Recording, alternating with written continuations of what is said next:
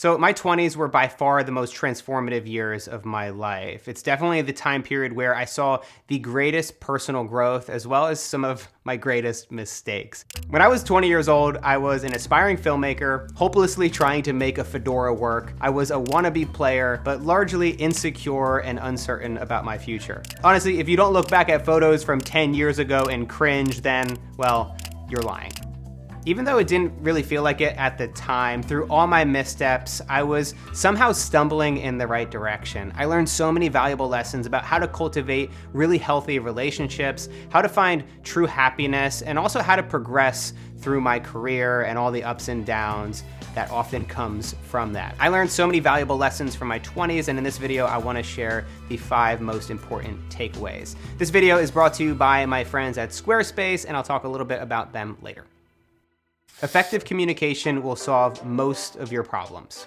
When I think back to all the major problems and conflicts that I had in my 20s, almost every single one of them could have been solved with better communication.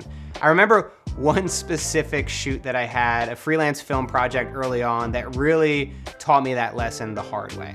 I had just filmed a basketball competition. I nailed this shoot, getting solid interviews with the players and some great action footage of the game. And when I touched base with my client after the shoot, I asked him if he'd also like me to edit the footage for him. Thankfully, he agreed, giving me a little bit of a bigger paycheck. And so for the next couple of days, I escaped to a cabin in the middle of the woods without internet connection to edit the footage. But then when I came back from my 3-day trip, I was surprised by what I found. About a dozen voicemails, a few text messages and emails, and now I don't remember the exact language that my client used, but it was something like this. Matt, why the f aren't you picking up your phone? I need this video edited in one day, or this entire shoot was a complete waste of time. Seriously, what the f? I'm so pissed right now. I can never hire you for a shoot again. F you, seriously. Even though my client was no doubt being an asshole and he was absolutely crossing the line with how he was talking to me, I knew that I could have avoided all of this. I thought I was going above and beyond, but I hadn't actually communicated the deadline. I hadn't communicated the budget or any of those details. And so this was a really valuable lesson. It taught me that I needed to be a proactive communicator. And I was also able to apply that to personal relationships. I needed to stop having so many assumptions about what other people needed or wanted, and I needed to stop avoiding difficult conversations because they made me feel uncomfortable. Not only will effective communication solve most of your problems, it'll prevent them from becoming problems to begin with. Happiness comes from within. At 20 years old, I had a very clear picture of what success looked like. It was a big house, fancy cars, vacation homes, a 6-figure salary, all the physical possessions that I wanted but currently didn't have the money for. That was my goal. And as social media platforms began to dominate our attention, I also felt myself craving likes, followers, and subscribers. I wanted the admiration of my peers and pretty much everybody I graduated high school with.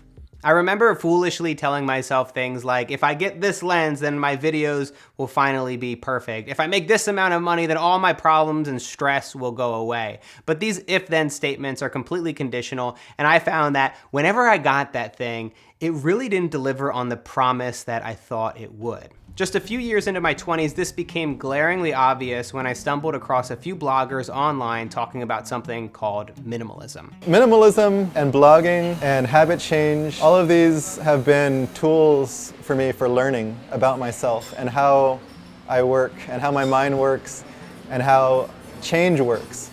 This idea of minimalism completely flipped my perspective of what success and happiness look like. And it made me realize that I was aiming at the wrong goalpost all along. I was spending so much time on the pursuit of happiness that I was completely neglecting all the things that I already had that could have been making me happy. I had a supportive family. I had a passion for filmmaking. I had a roof over my head. Even though I was in debt, I still had food on the table every single day. And those are the things that I should have been focusing on. I should have been grateful for the things I had instead of longing for the things that I didn't have. Happiness, as I learned, comes from within. You can keep chasing after more stuff, more admiration, more money, but that will not continue to pay off past your basic needs. The true path to happiness is determining how much is enough and reminding yourself every day how grateful you are to have it. There is no substitute for hard work.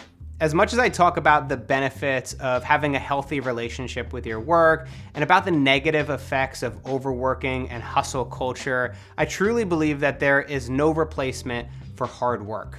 No matter how smart you are, mastery takes time and dedication and consistency. And whether you're an athlete, an accountant, or a photographer, that doesn't matter. You still need to show up every day and do the work if you want to get better.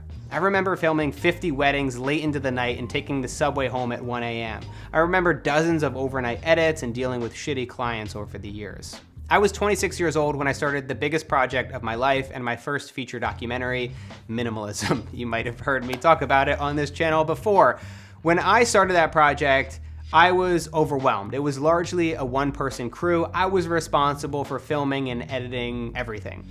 And so I had to put in a lot of work to make it come true. At the time, we had no deal with Netflix and no expectation of it trending around the world, and nor did I care to think about those things. I cared about doing the best I possibly could. And the only way to get this thing across the finish line was for me to show up 12 hours a day, drinking coffee and eating nothing but peanut butter sandwiches. No, I do not recommend that.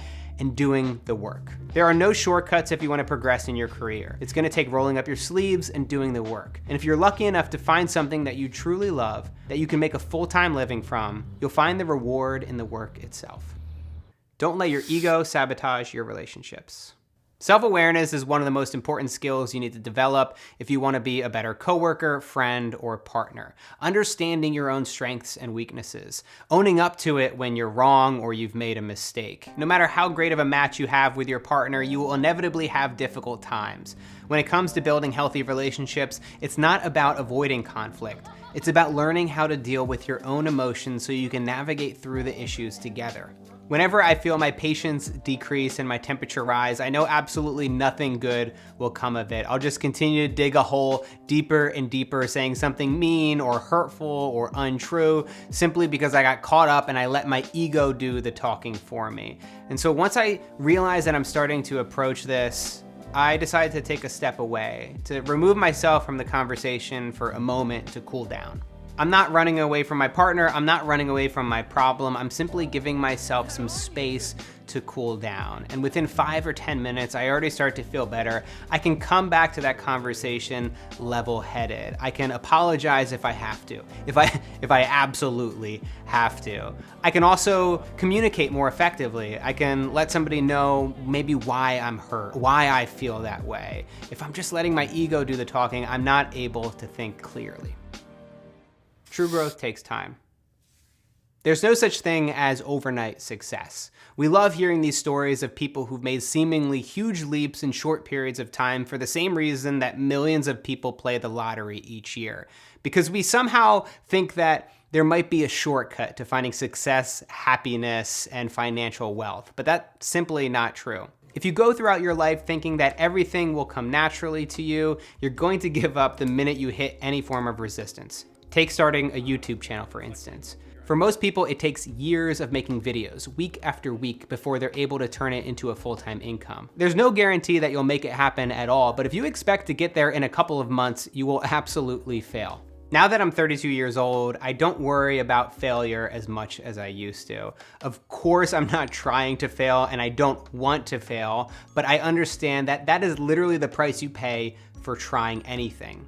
Use the time in your 20s to invest in your skills and to let them build upon themselves. Learn as much as you possibly can. Make as many mistakes as you can, because you have so much time to pick yourself up and to move forward. True growth takes time, so pace yourself and show up each day and do the small things that will have a lasting impact on your life. Make the investment in yourself now, and you'll reap the benefits in just a few years' time. Your future self will thank you.